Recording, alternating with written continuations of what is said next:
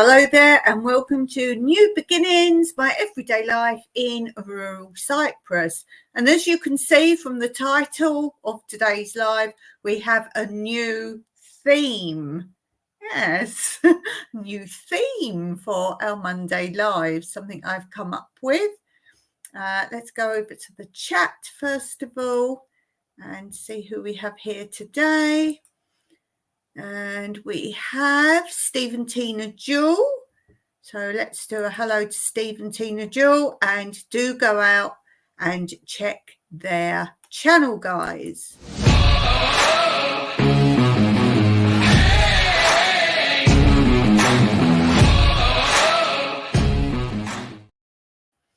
So hello to you and hello to everybody else watching.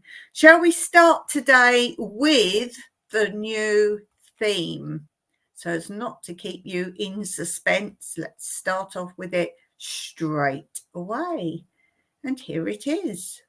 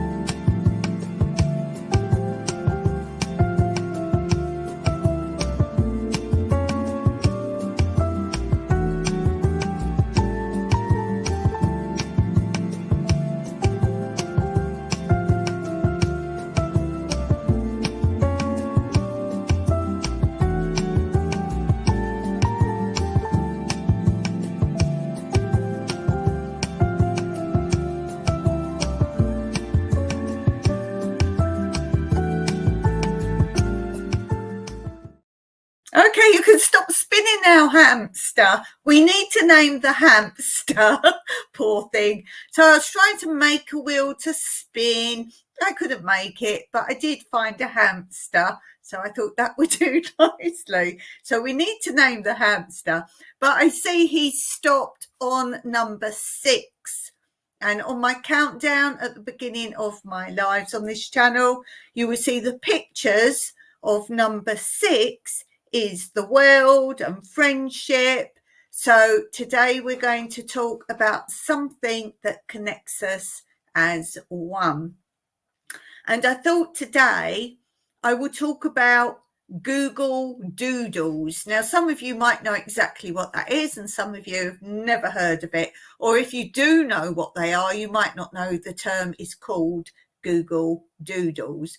And that's basically when you go on your phone or your computer, sometimes the logo for Google, the letter G, has something round it or something a bit different about it.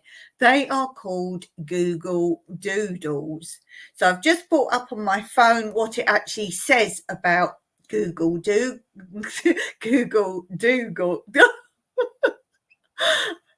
I was right till I looked at the word Google Doodles.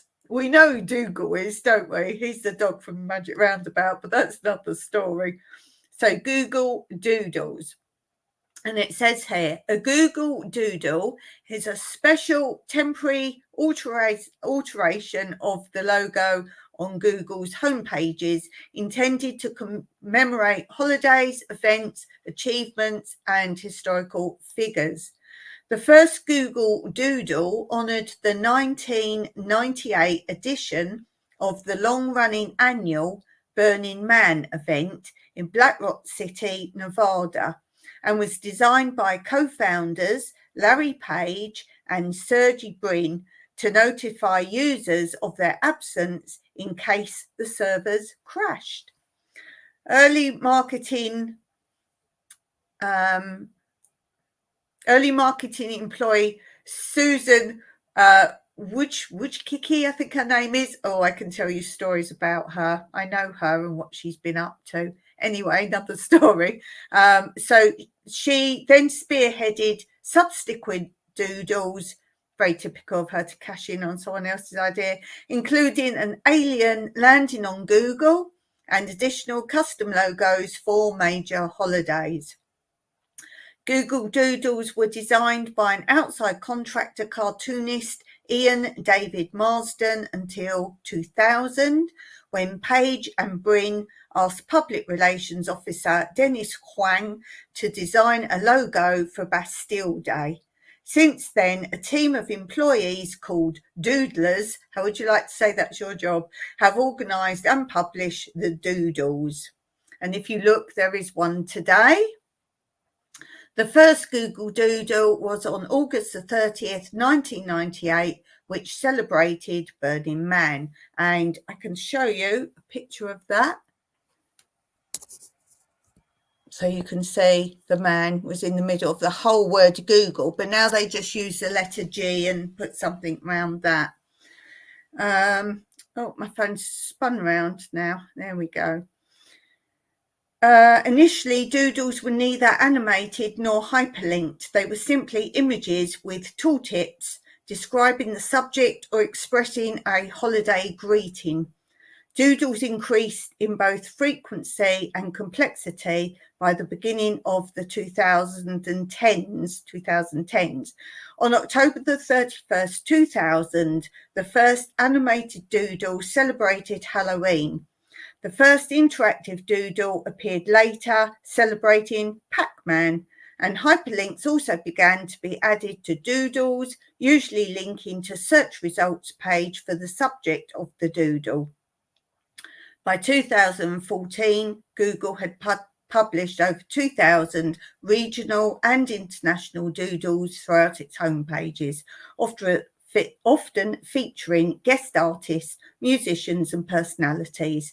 By 2019, the Doodlers team had created over 4,000 doodles for Google's homepages around the world. And if you want to see more about that, just type it in on Google. That's the place to go. So that's what we're going to do for our new theme. We're going to have countdown content. So when you watch my countdown at the beginning of my lives, you'll see the numbers and you'll see a picture on each countdown number that represents something from my channel. That's how I made that in the first place. And then what we're going to do is get that poor hamster back on the wheel, and then we will choose from what number he stops on. We choose an item related to that picture. And as I say, we need names. Let's have a look in the comments. We need names for the hamster. Okay, let's see. Steve says, don't know. He could only answer complex quizzes, our Steve. And we have Magnificent Germany with Darian here. Hello, how are you, my friend? Lovely to see you. And guys, do go and check out, he's got more than one channel. Darren, if you want to type in the name of your other channel, you are free to do so. And guys, do go and check out, he's a great guy. Go and check out his channel.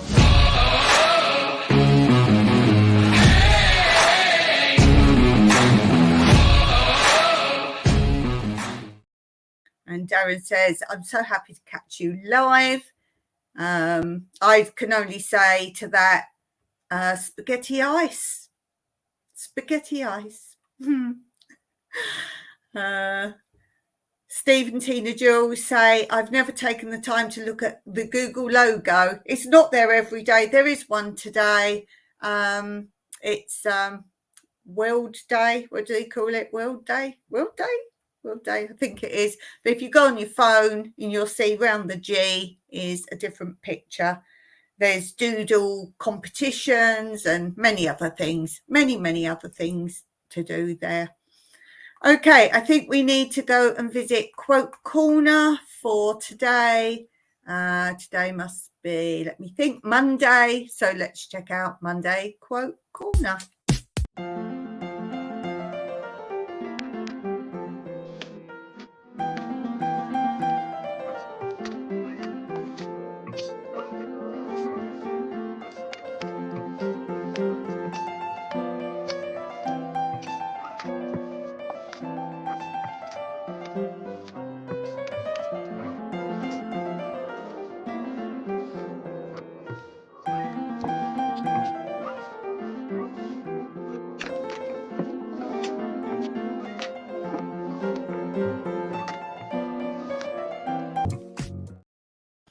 Okay, Darren says, thank you so much, my friend. I have another channel. I always forget exactly what it's called.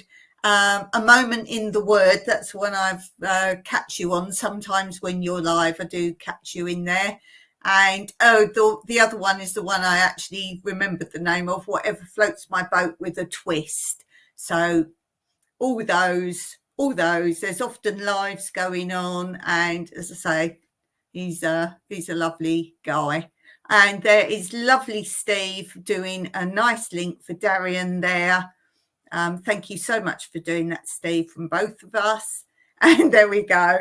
Darian says, spaghetti eyes. Yes, spaghetti eyes. Oh, and Steve's doing links for your other channel. Steve, you're a whiz now. Look at you. Brilliant. Well done. Thank you for that.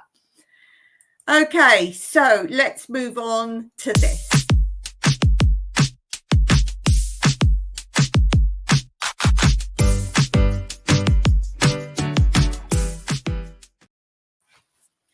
So we're looking at birds at the moment. Darian says, thank you to Steve and Tina. You can always thank them by checking out their channel. Tina trained me well, yes. You kind of got Tina to thank for the tuition and Steve to thank for doing the typing. Well done. So we're going to look at today the next bird in the book, which is the spotted flycatcher. And if you don't know what one of those looks like, there it is with a fly included, just for clarity. So there we have. So the spotted flycatcher, its length is 14 centimetres, 5.5 inches. A summer visitor, the spotted flycatcher is instantly recognisable by its feeding behaviour. It lives almost exclusively on flying insects, which it chases with an erratic, jinking flight from a large circuit of perches. Its need for winged insects restricts the spotted flycatcher's stay in Europe to the summer. If the weather is unseasonably cold or wet, flycatchers may have to rely on insects plucked off leaves or on the ground. Its plumage is light brown, streaked plumage sometimes appears almost grey. Only the juveniles are spotted. For feeding, the spotted flycatcher usually feeds on flies, but also bees, butterflies, and greenfly. Once a flycatcher has collected the insects in one area, it has to move to a new perch. After a period of time, it can return for more forays from the original perch.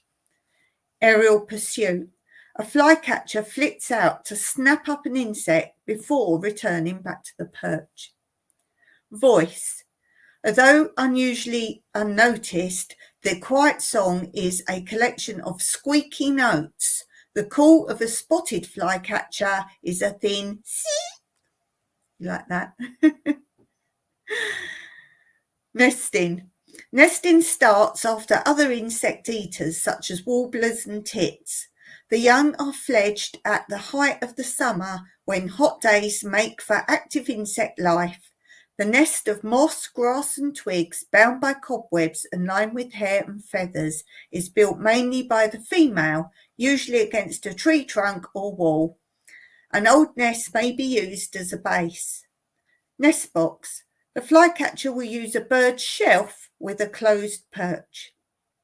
Feeding the young. A flycatcher brings a small tortoiseshell butterfly to its nesting, which you may be able to see there. It's actually got a butterfly there. And then the last bit is nesting information. May to June, 1 or 2 broods, 4 or 5 brown spotted greenish eggs, 12 to 14 days incubation, both sexes, 12 to 13 days fledging, 2 to 3 weeks until independent. So that's a little bit of our next bird in the bird book. I hope you enjoyed that and I hope you learnt something there. And let's go straight on to our next theme, which is this.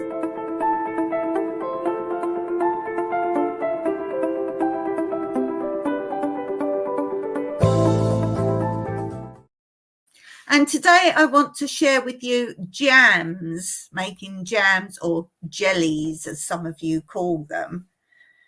And I have 4 tips for you on making jam or jelly. In Cyprus, we call them all marmalade. So we don't say jam or jelly, everything, and I mean everything like that, no matter what the fruit, we call marmalade. In England, they're all called jams unless they're orange, and then they're turned into marmalade, although you can have orange jam, which makes that all the more confusing. And I think in America, they are all called jelly. So it depends where you're from. If you're from another country, do you have any differences to what you call it? Steve is saying we like making jam. Okay, first tip. Cook the fruit thoroughly so that all the pectin is extracted before adding the sugar. Tip 2. After adding sugar, allow it time to dissolve completely before the jam starts to boil. Never over stir jam. The third tip. When stirring, make a large figure of 8 to prevent sticking. And the last tip for today, avoid overboiling jam or it will be dark coloured and sugary. So they are my jam making tips. What sort of tips will I share next Monday? They are so varied. The DIY tips, garden tips, household tips, all sorts of tips. So do tune in next week to see what the tip will be tomorrow. And now I think we need to go on to this.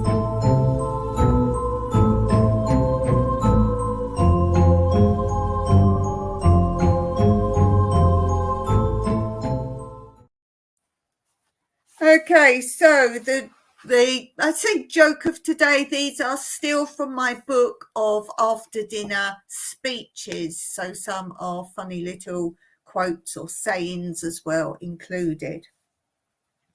So this first one, and this was told by George Clouston, who was director of London Broadcasting Limited, formerly musical director of the BBC.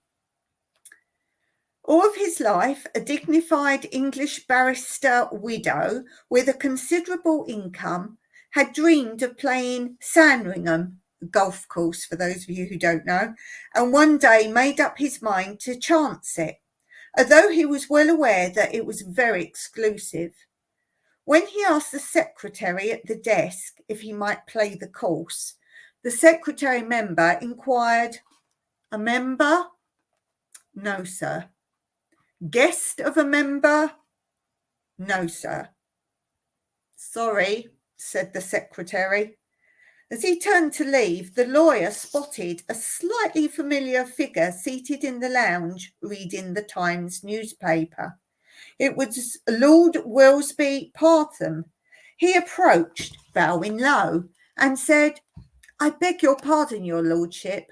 My name is Higginbottom of the London firm of Higginbottom, Wilbury and Berkeley.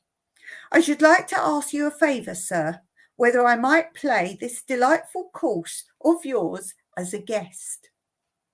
His lordship gave Higginbottom a long look. He put down his paper and he asked, "Church?" "Ah, my wife is Church of England and I too." "Education?" "Eton, sir, and Oxford." "Athletics?" "Rugby, sir, spot of tennis, and rode number 4 on the crew that beat Cambridge." "Military?" "DCCE, sir, Coldstream Guards, Victoria Cross, Knight of the Garter." "Campaigns?" "Dunkirk, Normandy, sir." "Languages?" "Private tutor in French, fluent German, and a bit of Greek, sir." His lordship considered briefly, nodded, and said to the secretary, only the 9-hole. So with all that, he still was letting him know he wasn't quite good enough. Oh dear. I hope you like that one. I thought that was quite good fun. Quite good fun, that one. Steve and Tina like that one. Okay, let's move on to this.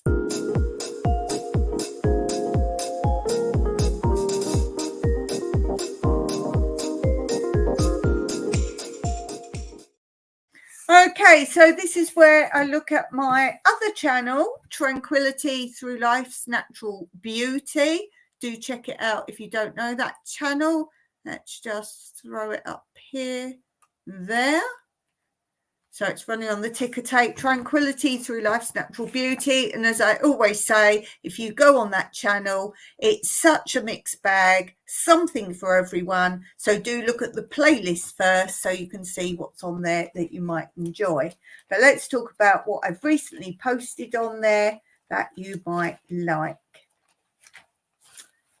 So the next one to be posted there, which will be on Wednesday, is one of me doing jigsaw puzzles from start to finish. They're very popular on my channel. People like to see the progression of a whole puzzle in one video. But the one I've just posted today, we have talked about this before on, I think, the other channel or this channel, in one of my lives, and people asking me questions because I've missed some of it. So I thought I would put it all in a whole video. And it's talking about the history of S&H green stamps. Now, if you're American, you will know what that is. Green Shield stamps. If you're English, you will know what they are. And pink stamps, which I believe are in many countries. So it's the history of those. And I was born in the mid-60s, so I'm really a 70s child of things I remember more. So if you're around that sort of era, you will remember your mum bringing home from the supermarket stamps, and you would be sticking them in little books. The pink stamps were what Dad had from the petrol station. So I don't think they came from a supermarket. I might be wrong. There were also, which I don't think I included in the video, Co-op, which is a supermarket in England. And there were Co-op stamps. Now, they were blue with the Co-op white logo on. And then what you would do is, have I got a marker in there? Oh, excuse me. What you would do with those stamps, the books, you would fill up. I remember on some pages it said free page or last 10 stamps free, so you didn't have to fill those in. And then you would take them. There would be a catalogue with what you could have out of it, or you could go to a place that was the Green Shield stamp shop and choose from there things that you wanted. So it could be household goods. I'm pretty sure my mum got a picnic table from there. It'd be all sorts of things. And from that is where the shop Argos came from. Argos was developed from that for the people who had books left when it had finished. If you ever collected any stamps, I want to know what you or your parents got with the stamps. Did you save up, or did you get some of the just a few books required to get something? So I'd be interested to hear if you remember S&H green stamps, Green Shield stamps, pink stamps, or even the blue Co-op stamps. And as I say, either under that video, put what you got with the stamps or your memories of it. Were you the child who had to stick all these stamps in? Did you do a few at a time every time, say, your mum came back with some stamps? Or did mum stuff them away somewhere and then you'd have a family night where you'd all sit there sticking in stamps? We have the astute. I'm having trouble speaking today. We have the astute tourist in the house. So hello to you. We've already spoken today, me and Mr. Jimmy. And do go and check out the Astute Tourist channel.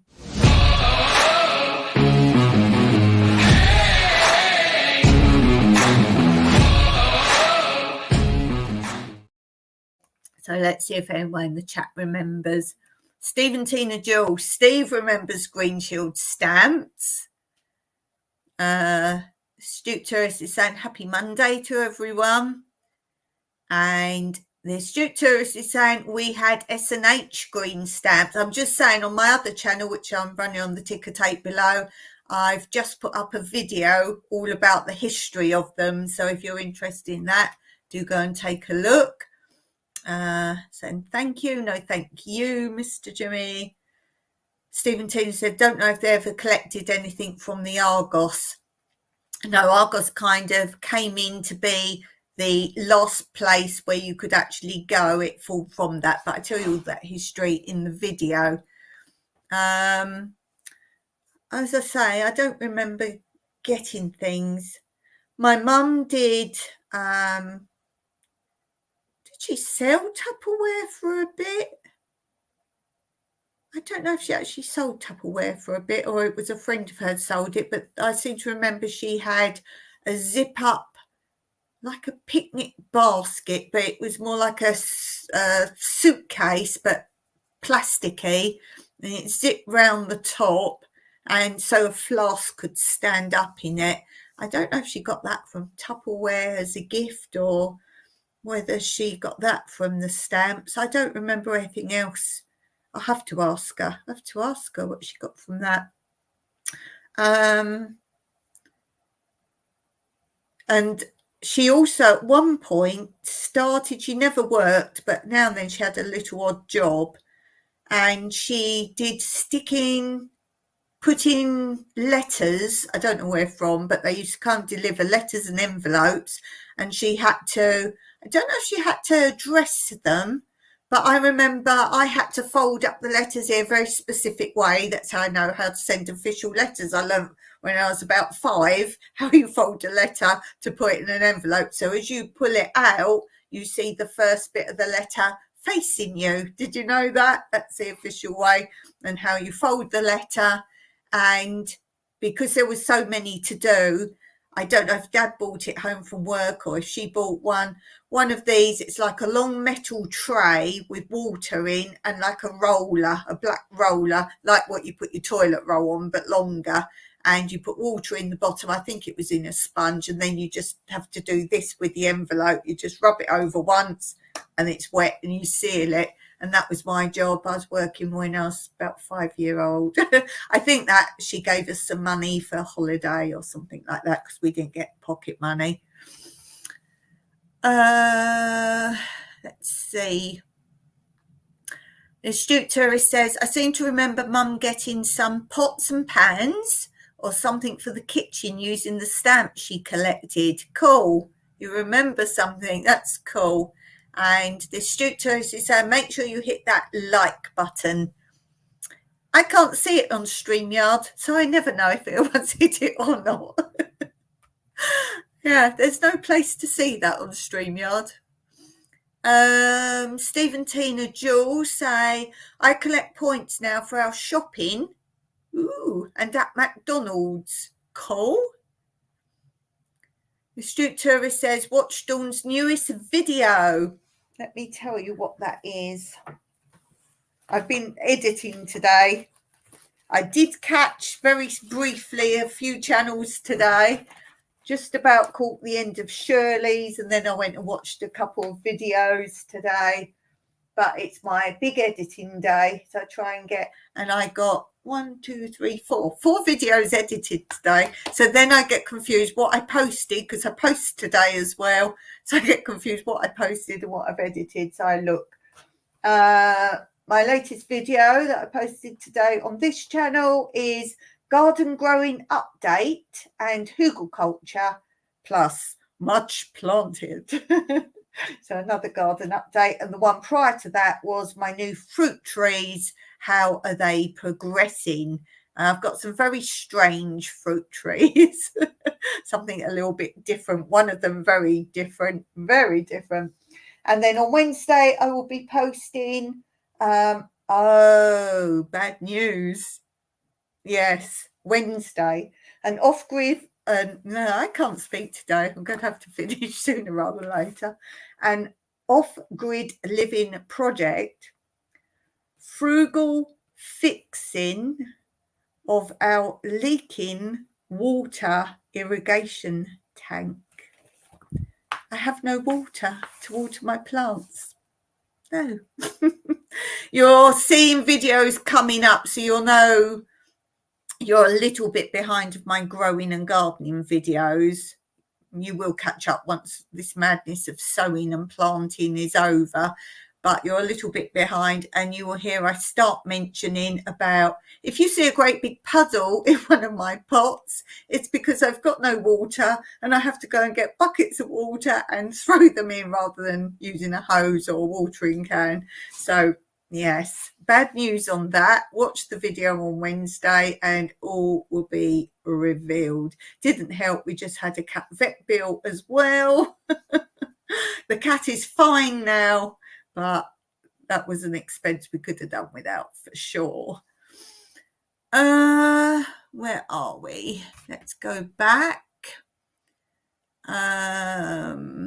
Stephen, Tina, Jill say, ooh, got enough points now to take Tina out for a Big Mac. Ooh, they're small Macs now, though, unfortunately, aren't they? Occasionally we do go and have one. That is my favourite thing at McDonald's is Big Mac, large fries, and vanilla milkshake. I must have all three of those. Yes, all three. But it's sad. I do remember the Big Macs used to be huge. That everyone's going to say, oh, but you was a child, so they looked bigger. No, they were definitely bigger. Now they're just a normal size, whereas they were like a tower when you first got them. But I do still I love the sauce in it. If you know me, you know I love sauces on food, and I love that sauce. I really do. I take the pickles out and I give the pickles to Mickle. The pickles to Mickle. Yeah, ooh, Big Mac, says Jimmy. Yes, I do like a Big Mac, large fries, and a vanilla milkshake. I'm drinking water. Okay, Jimmy. I'm just tongue-tied today. Slap up dinner for Tina. It's the going out, though. If you take her out. Don't just do drive-through, though, either. It's the going out is more thing. There's more videos there. There's Shoot Tourist. I don't know if you've seen your comments yet, Jimmy, but I caught up finally on your part 3 of, I forget what you titled the series now, but I watched part 1 and 2. You'll remember a long time ago when you posted them. I finally watched part 3 today. The Shoot Tourist says, yesterday I built, is that 24 foot or 2 4 foot by 4 foot? Oh, it must be that. You did put a gap. Yesterday, Jimmy built 2 4 foot by 4 foot raised beds and 1 16 by 4 raised bed. I know what's going in those. Wow, well done you. Have you seen my videos where when Mike made my raised beds from free pallet wood, we don't even use screws or nails? No. Ours were in need of replacement, says Jimmy. I plan on building a few more raised beds. Good for you. Steve and Tina say, nice, Jimmy. Tina wants her grow beds fixed up. Jimmy saying, I want to produce as much vegetables as we can so I can the produce. Well done. Good for you. Do you know what? I love sowing seeds. I love growing. And that's it. That's it. I could grow for other people. I love sowing. I love seeing them come up. I love to see them. Oh, I love harvesting. Love harvesting. but that is where it ends. I don't like anything kitcheny. I don't like preserving. That being said, I'm making mint sauce tomorrow. I make mint sauce, and I hear a lot of Americans don't know what mint sauce is. It's basically nasty green stuff that you put on normally roast beef, but Mike likes it on chicken, so you can put it on meat or anything. I've got a video on that if you want to see that at all. It's easy. If I make anything and put it on my channel, it's easy, quick, and you barely need any ingredients. I'm not a kitchen person anymore. Stephen Tina Jules say, I hope I can fix our beds. Might have to replace them in a few years. I hope you're talking about your flower beds.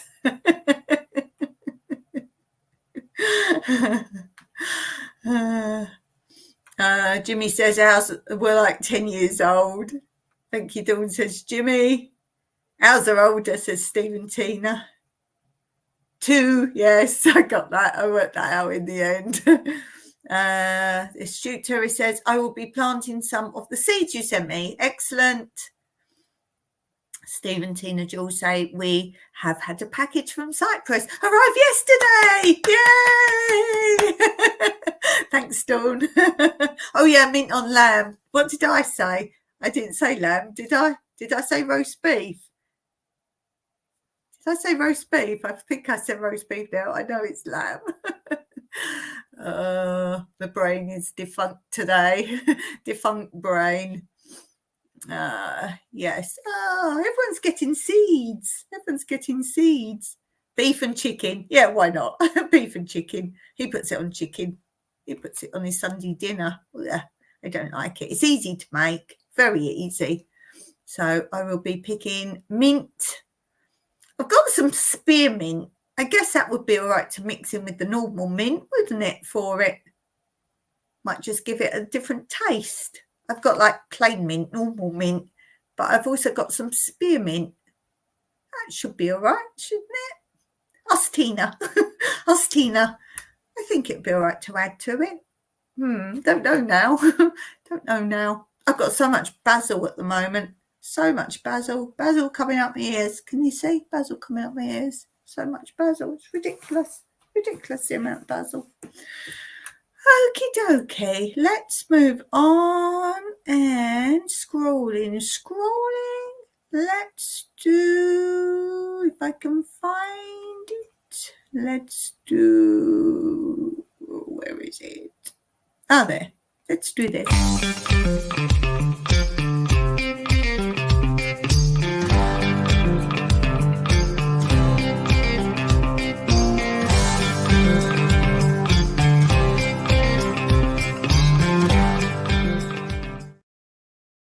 Okay, new game today.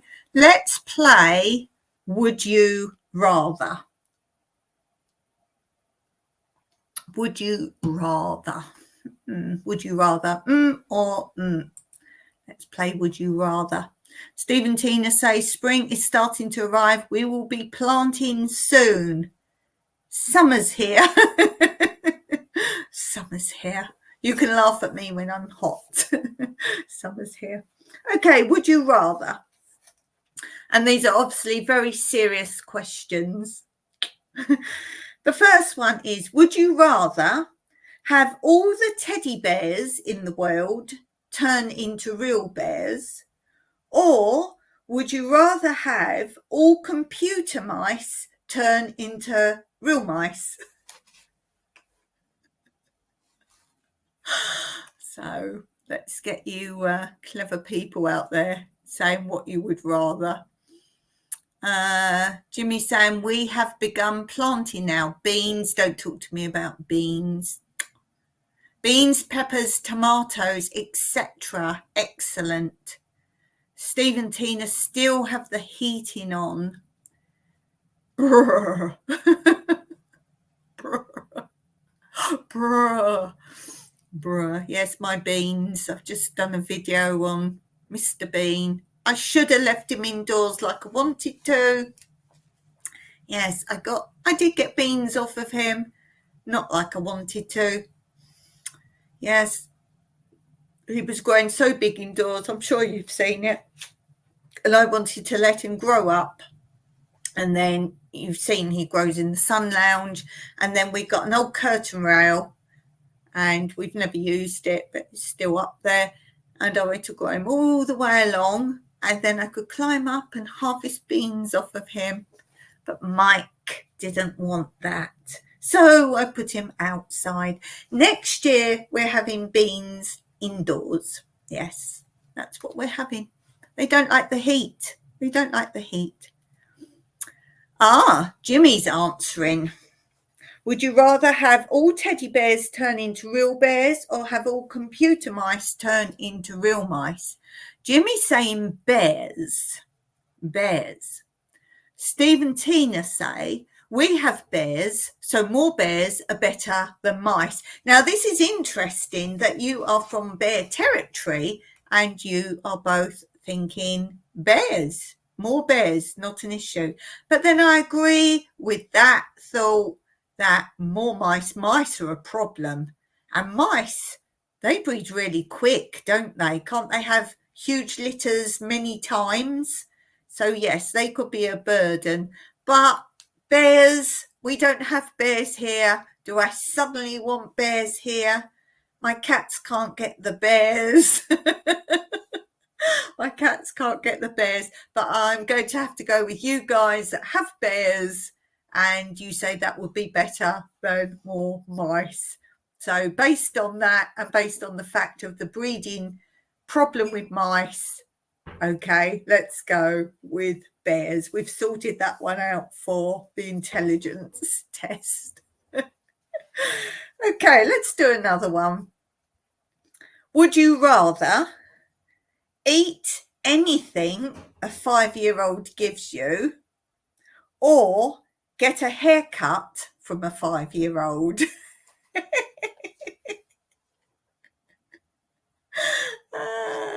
I'll read it again. Would you rather eat whatever a 5-year-old gives you or get a haircut from a 5-year-old? I think I know what I'm going to do with that one. Where are we? Steve and Tina say, whacked a rat and 2 mice last week in my shed. Goodness. We get an occasional rat dead, not bought in the house. So I think they've only once bought a rat in the house, but you see them with them in the garden because we've got so many farms around us and they have the hay and they store all the hay and they've got all the animal feed. So I think if we didn't have those, we'd be all right. And field mice, obviously there's lots of field mice, but they're cute. They've got little adorable ears. We normally find those as dead in the pool, in the swimming pool. So I reckon cats chased it and they've launched themselves into the pool. Jimmy's saying we have bears right in my yard at times. Have you got any footage of that, Jimmy? They come by and raid the trash and bird feeders. Yeah, they say now they come much further into towns now, don't they? Same here, says Steve and Tina. Haircut, says Steve and Tina. They'd rather have the haircut. I agree. A haircut's one thing. I mean, if it's that bad, you can either go to a hairdresser and get it sorted out, or you can stick a hat on, or if it's that bad, shave it off and start again. Yeah, haircut for me, definitely out of those two. I mean, why would you be putting yourself in those situations? Yeah, bears. What is the most dangerous bear? Is it grizzly bear? Is it grizzly bear? Or is there brown bear, black bear, grizzly bear? Obviously polar bear, but you don't have those. Panda. Panda. And if you get pandas. But that, everyone thinks they're docile, like koalas. Now they're docile and people have what's this signifying? They have I was going to say something. Oh, they have pictures with them cuddling koalas, but they can be aggressive if you get them at the wrong season. Steve and Tina agreeing, haircut, hair, definitely. Yeah, haircut. Jimmy has black bears in the area. What do you do if a bear approaches you? What do you do? I hear you're supposed to stand really still or be big. Is this right or is this wrong? Not that I'll come across a bear, but you never know. I want to know what you do if you have an encounter with an aggressive dog, because I often go on my walks and I'm a little bit cautious. There are lots of loose dogs, and I just don't know what to do. I don't carry sticks or anything with me. I don't want to carry anything with me. Jimmy's saying, see, this is a good advice here. Roll into a ball and freeze. Oh, okay, so not big. Then they think you're aggressive. Yeah, I've seen that, Steve. They've got a short video of a bear crossing the road and going into the neighbour's yard at 5 p.m. I don't know if you're clever enough to now link that, Steve, if you're that clever yet. If you can link that, you can put that up, of course. Folks carry bear repellent. Would that not make it angry? Out here they have snake repellent, but apparently it's nonsense. And they reckon you spray it round your boundary and the snake will never cross that path. Yeah, right. Jimmy's saying we've got bear advice today, thank you. Most bears won't approach you unless they have babies nearby. Right. I've seen lots of videos where they come to people's doors, open the door and there's a bear there. But more often than not, they seem to be the cubs. Yeah, interesting. So yeah, anyone watching this back later, you tell me what to do if a dog is aggressive. A lot of them bark and bark because you're in their territory. I know just to sort of slowly walk away, and I know to keep calm. I've only had that once when I've been out walking, and these dogs suddenly came from this farm, but out loose, and they were just obviously, I was in their territory, and I could hear them having, like really having a go, but they weren't running to get me, but they were coming after me to see me off, and I just tried to keep as calm as possible, keep walking, but not too fast, just walk away and keep walking, don't look back. I always say that in horror films or when someone's chasing someone in a film. Why are you stopping and looking back if you're trying to run and get away? You're slowing yourself down. Steve and Tina say you taste better for the bear with the pepper spray. Well seasoned. Jimmy's saying, you talk about a dog then, advice would be to shout loudly, make yourself look as big as you can and try to shoo them away. Right. Laughing at Steve saying tastes better for... Does anyone eat bear? I know some countries people eat bear. Have any of you eaten bear, or people you know eat bear? I know it was a big problem of particularly in Canada for hunting bear, and they weren't supposed to do it. I know it was a big problem there a few years back particularly. Jimmy says, yes, people hunt and eat them here in New Hampshire. Look at me, know the NH. I don't know many of the American abbreviations. I guess some, but obviously I know you're in New Hampshire because I think it's so beautiful there. Had bear. Steve's had bear. Jimmy, I do not hunt them. I like them. I like them way too much. Yeah, I think they look cute. Okay, let's try another one then. Would you rather spend a day cracking nuts for 100 hungry squirrels, or would you rather dig up enough carrots to feed 100 hungry rabbits? I know which I'd do. Would you rather spend a day cracking nuts for 100 hungry squirrels, or would you rather dig up carrots to feed 100 hungry rabbits? Which would you rather do? Which of those?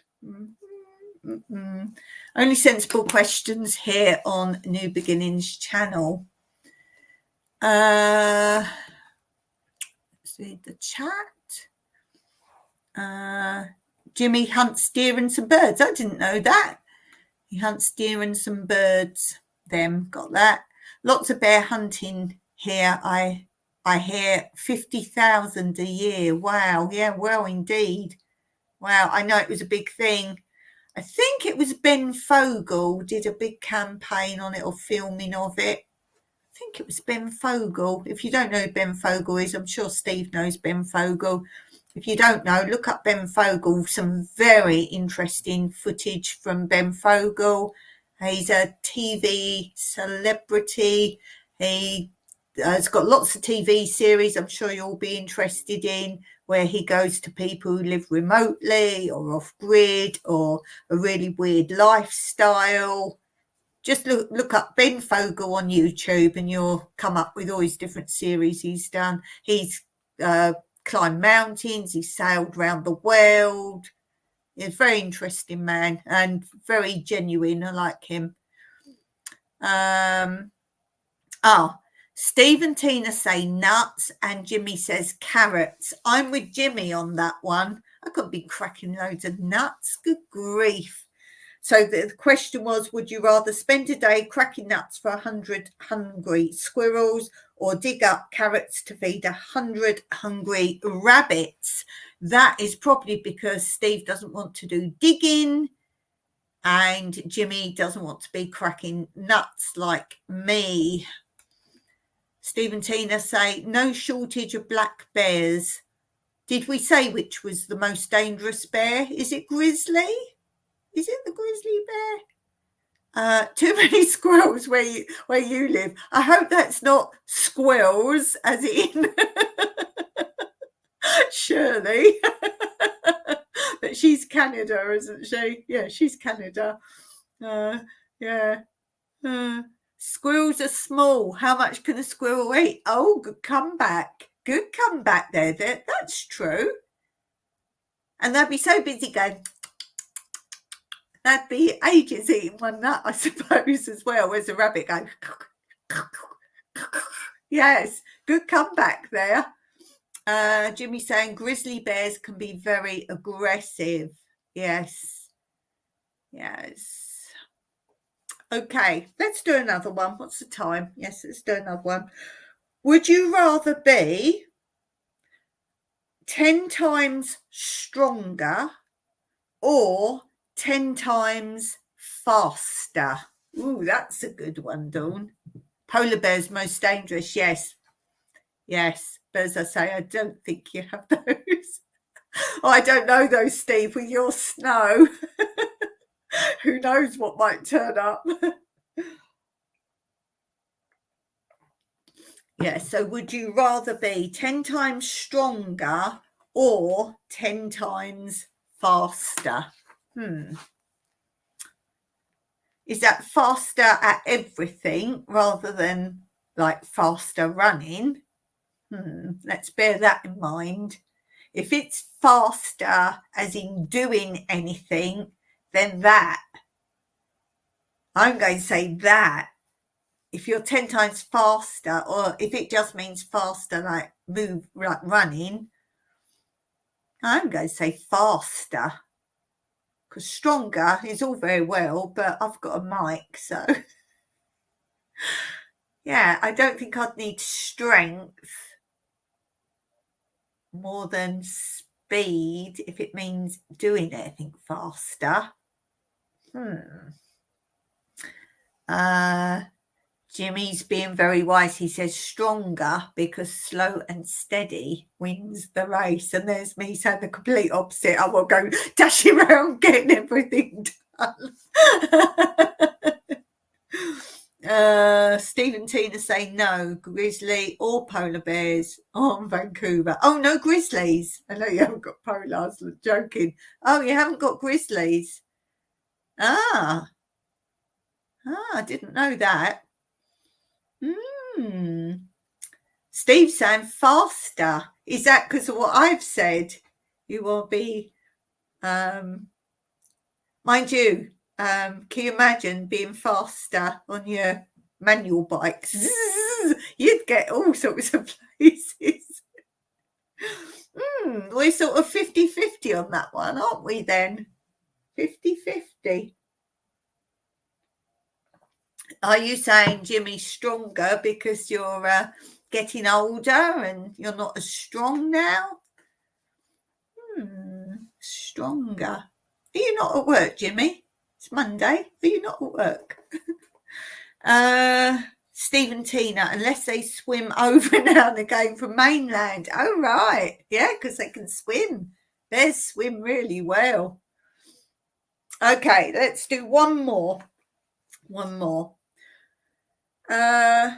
This is a little different. Which is more amazing? Oh, you're at work.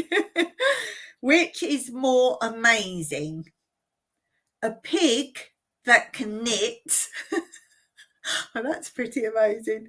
Or a horse that can play chess. I've worked hard at these questions. No, they're not from my mind. Surely. No, they're not from my mind. Honestly, they're not from my mind. So which is more amazing? A pig that can knit or a horse that can play chess? Which is more amazing? Let me think. Well, let's get in depth of this. Is the pig only doing plain knitting because that's all I can do? Or is it doing all fancy, all fancy stitches that make all fancy patterns? That would be impressive. Anyone who could do that is impressive.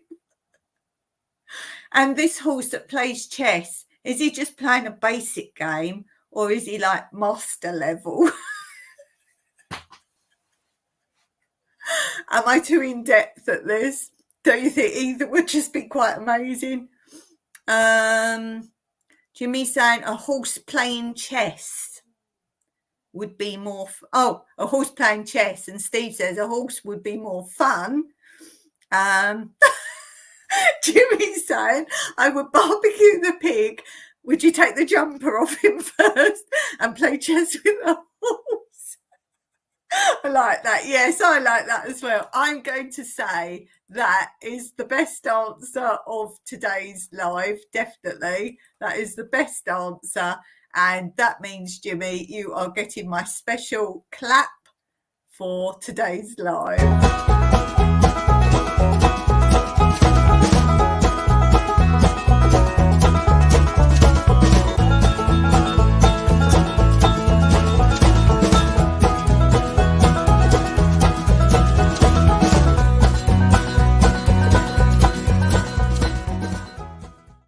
Yes, well done, says Steve. Well done indeed. I think you got the clap, yes. Did you hear one time when I first did that? And there was what I do sometimes now. I read a question and then instead of you answering, I scroll back and pick a previous answer you gave for something else and something quite funny. And one time, Blue had put an answer up. And basically, I said, what would be a terrible slogan or a saying from the past? And she put, well, at least I didn't get the clap. So, yeah, I need to think of a different phrase to say for that. Who are we cheering for today? That's better.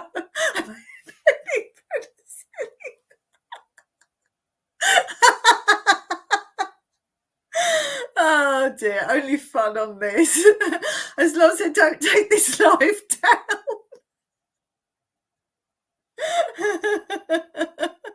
Certain types of disease. We'll have to take that down.